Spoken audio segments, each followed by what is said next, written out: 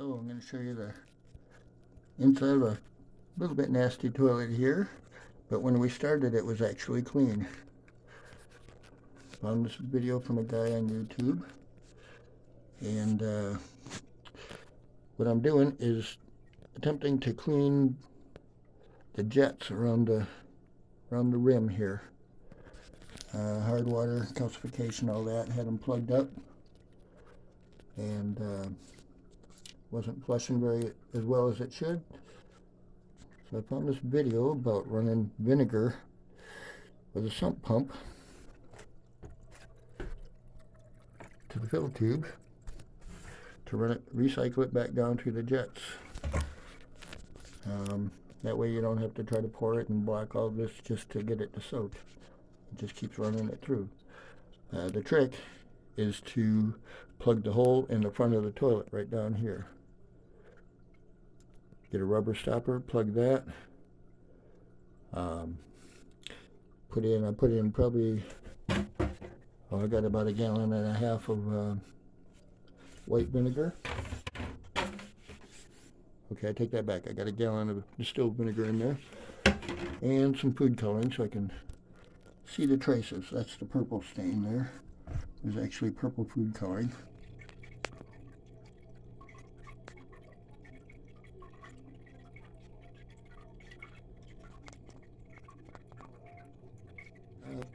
Letting this run probably for maybe an hour,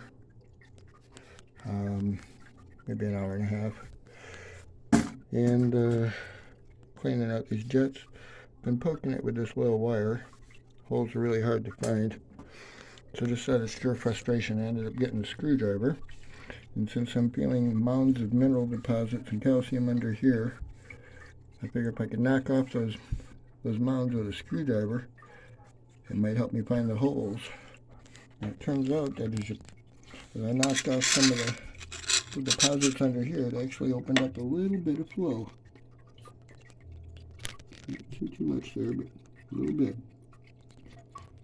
So the more flow, even opening those up a little bit, the more vinegar that'll come through there. Help clean them even more. And I'll show you. I've just been, and it's hard to tell how far in or out the holes are.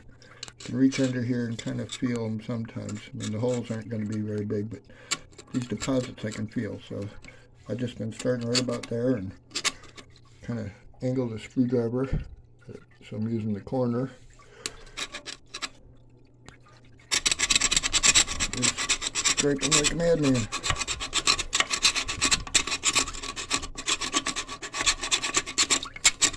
Eventually I come across enough times to knock off some deposit.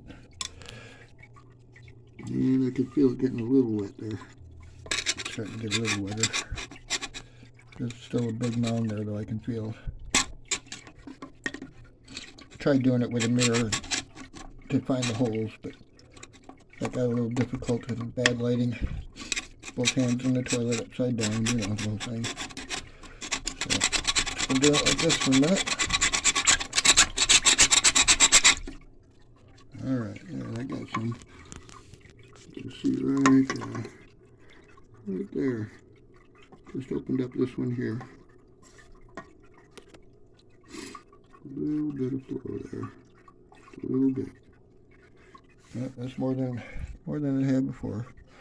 Now I can poke a wire in there maybe. Keep working my way around here. Scraping and poking. Oh, almost got it with that. Almost. You see it's dripping a little bit quicker.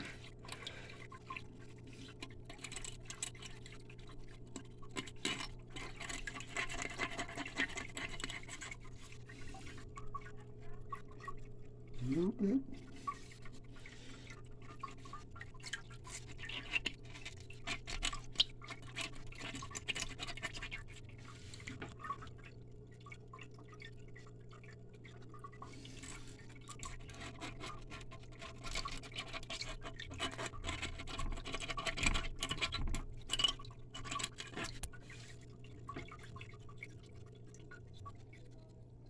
Little stuff like that. A little piece there. Calcium deposits and such. Little specks.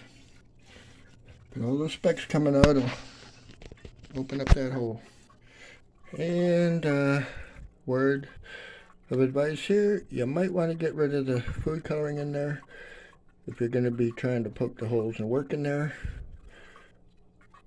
I just turned my fingers a little bit blue here. A little bit blue.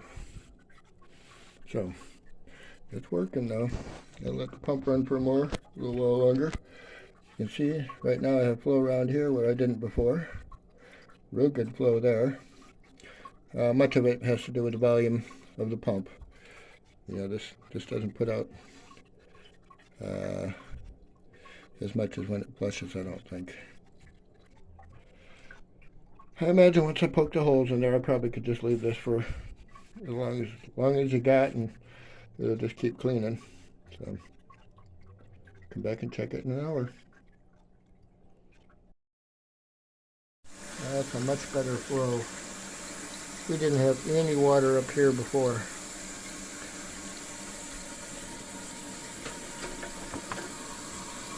Wow, that is amazing.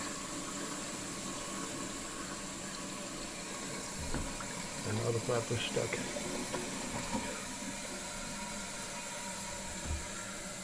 Okay. Oh, I know what it is. Got to pull my plug out.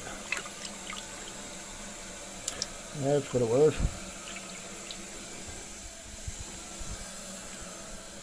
Alright, here's a test flush. Previously we had no water running here, little dribble here, and not much there.